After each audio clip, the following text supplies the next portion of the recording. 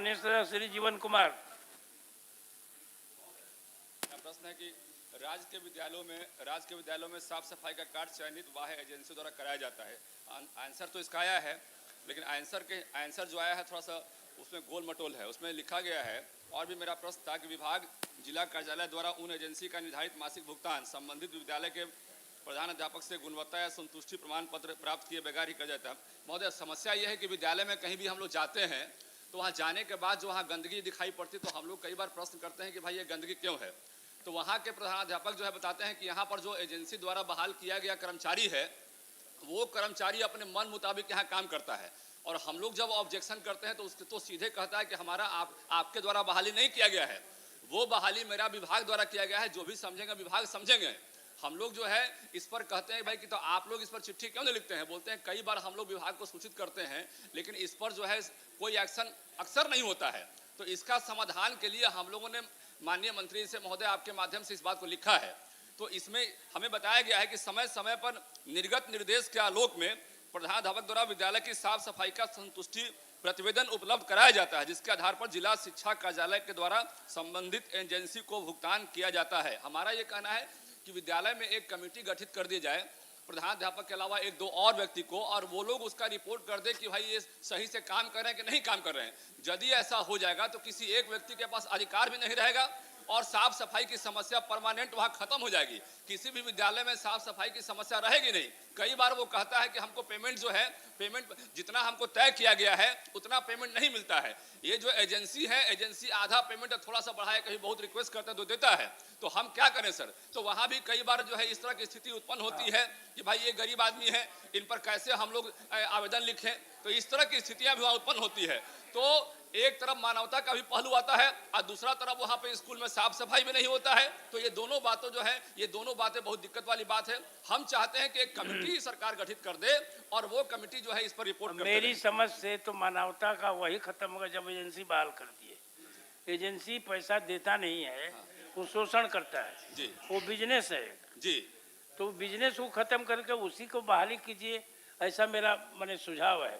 कि दो चार आदमी का हम लोग स्कूल में पढ़ते थे, जो सुनिए हम लोग स्कूल में पढ़ते थे तो पहले तो विद्यार्थी साफ करता था, इसके बाद दो तीन आदमी रहते थे और सब सफाई करते थे। अब 10-10 आदमी की बहाली होती है, सफाई नहीं होती है। किसी विद्यालय में एजेंसी के द्वारा जो चयनित किए गए हैं, बहुत विद्यालय तो जानता भी नहीं है कि कोई उनके यहाँ सफाई करने वाला है। ऊपर ही घी उचक खार लेता है। जहां जहां प्राइवेट एजेंसी को दिया गया कि ये जो हमारा परमानेंट स्टाफ है काम करने से कतराता है, इसलिए हम प्राइवेट एजेंसी से इसको नीट एंड क्लीन रखेंगे। एक भी विद्यालय में कुछ नहीं होता, और जब तक वहां के हेडमास्टर सर्टिफिकेट नहीं देंगे तब तक भुगतान करने का ये डीओ ऑफिस और एजेंसी दोनों मिल गया है और दोनों ढकरते रहता है महोदय। वही नहीं, आज इतने बड़े रहता है, ढकरते रहता है खाके करते रहता है महोदय। आज आप देखिएगा बड़ा बड़ा इंफ्रास्ट्रक्चर बनाई है सरकार, वो सब डस्टिंग के बगैर खराब हो रहा है, और यही स्थिति हॉस्पिटलों में भी है। इसलिए महोदय इसको बिना हेडमास्टर के नो ऑब्जेक्शन दिए भुगतान करने का सवाल नहीं हो सकता है। एक हास्यास्पद ये कितना है जो कि शिक्षक को सर्विलांस पर रखा जाता है, 5 मिनट के लिए इधर उधर जाएंगे तो पटने से कमांड सेंटर है, कंट्रोल एंड कमांड सेंटर। और जो प्रश्न करता है, जो माननीय सदस्य हम लोग शिक्षक प्रतिनिधि या स्नातक प्रतिनिधि हैं, वो साफ सफाई वाले को कंट्रोल एंड कमांड सेंटर से मुक्त किए हुए हैं, जो माननीय सदस्य कह रहे हैं। तो ये तो हास्यास्पद है। आप सफाई और स्वच्छता को कहां ले जाना चाहते हैं, उस एजेंसियों को सही कहा माननीय सदस्य ने। ये मिली भगत है जिला शिक्षा पदाधिकारी कार्यालय और वो जो एजेंसी है साफ भी नहीं करता है। चलिए अब वो सब कमाने का सेंटर बना के रखे हैं। माननीय मंत्री जो एजेंसी कुछ उपाय निकालिए कि सफाई हो। बिल्कुल, कोई ना कोई विधायक अध्यक्ष होते हैं और सभी हाई स्कूल के कोई ना कोई एमएलसी अध्यक्ष है। तो ये लोग क्या करता है, ये लोग क्या देखता है, ये लोग देखना चाहिए ना। अभी ठीक समझ रही है ना? अभी दिनेश बाबू ठीक पकड़े हैं। ये प्रधानाध्यापक का मामला है, गवर्निंग बॉडी का मामला नहीं है। बैठिए बैठिए। नहीं है। ये अगर विधायक को उसमें रखा जाता तो वो भी दुरुस्त हो जाता, लेकिन ये एजेंसी और जिला शिक्षा पदाधिकारी कार्यालय और यहाँ सचिवालय निदेशालय का मामला है, इसमें कहीं भी विधायक नहीं आते। ठीक है ठीक है ठीक। माननीय मंत्री जी बोलिए। माननीय मंत्री, आप लोग बोलिएगा कि मंत्री जी को भी बोलने दीजिएगा। माननीय सभापति महोदय, जो माननीय सदस्य ने एक बात कही कि शिक्षक पर नियंत्रण रखा जाता है, तो वो नियंत्रण रखना तो बहुत ज़रूरी है। आखिर समय पर नहीं आते थे, इसीलिए तो स्वतः तो सब लोग आते नहीं थे, इसलिए इस तरह की व्यवस्था करनी पड़ी टेक्नोलॉजी युक्त, जिसमें शिक्षकों को समय पर आना पड़े। हम कह सकते हैं कि 90-95% शिक्षक आज 5,87,000 में समय पर आते हैं, जिसके कारण पढ़ाई, आप हमारी बात तो सुन लें। दूसरी बात कि समय पर आते हैं, जिसके लिए पढ़ाई और व्यवस्था में सदन भी सहमत होगा कि पहले से सुधार हुआ है। रही बात साफ सफाई की, तो उसमें माननीय सदस्य से अनुरोध है कि अगर किसी जगह पर इस तरह की कुव्यवस्था है तो वो लिख के दे, हम लोग जांच करा लेंगे। ऐसी बात नहीं है, मेरी बात सुन तो ले।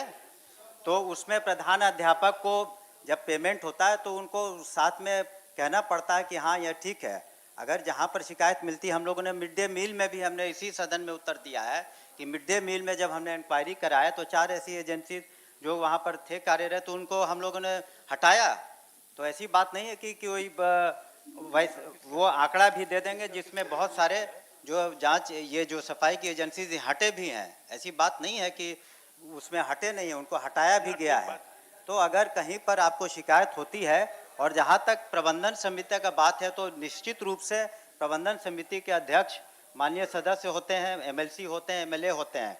तो अपने जब आप स्कूल में जाते हैं और अगर आपने किसी तरह की कोई कमी पाई है, तो जिस तरीके से आप इतनी चिट्ठियाँ लिखते हैं वेतन विसंगति का या स्थानांतरण का, तो आपसे अनुरोध होगा कि आप उसके बारे में भी जिक्र कर दें। तो हमें कोई आपत्ति नहीं है कि उसमें जांच करा लें, लेकिन ये बात है कि कई जगहों पर शिकायत मिली और कई जगहों पर एजेंसीज को हटाया गया। और जहाँ तक माननीय सभापति महोदय, आपका जो सुझाव था कि क्यों नहीं उनको डायरेक्ट सरकार से ही रख लिया जाए, तो उस पर हम लोग विचार करेंगे। आपका सुझाव स्वागत योग्य ज़रूर है, लेकिन उस पर हम लोग पूरी तरीके से विचार कर लेंगे कि किसका क्या वे आउट होगा। तत्काल इस पर निर्णय लेना उचित नहीं होगा, लेकिन इस पर आपने जो अपना विचार रखा है वो बिल्कुल हमने एक विचार रखा, जी, निर्णय लेने उस के पर लिए हमने- नहीं, लेकिन आपका विचार जो है स्वागत योग्य है और हम लोग ज़रूर उस पर गहराई से करेंगे। हम भी चाहते हैं, विभाग भी चाहता है कि ये जो हमारे सरकारी स्कूल का रूपरेखा, इतने पैसे लग रहे हैं कि जो हम लोगों ने इंफ्रास्ट्रक्चर में दे रखा है, क्लासों में दे रखा है, बाकी सुविधाएं दे रखी हैं, तो उसको भी हम लोग कोशिश करेंगे। और कोशिश करेंगे कि हमारे अभी फ़िलहाल जो सफाई कर्मी हैं, जिस तरीके से अटेंडेंस अपना बना रहे हैं, माननीय शिक्षक गण जितने लोग हैं, तो उनको भी हम लोग उस परिधि में लाने का कोशिश करेंगे कि कम से कम वहाँ पर निश्चित रूप से आए। वो सुझाव अच्छा था, उनको भी हम लोग जरूर करेंगे कि अपना अटेंडेंस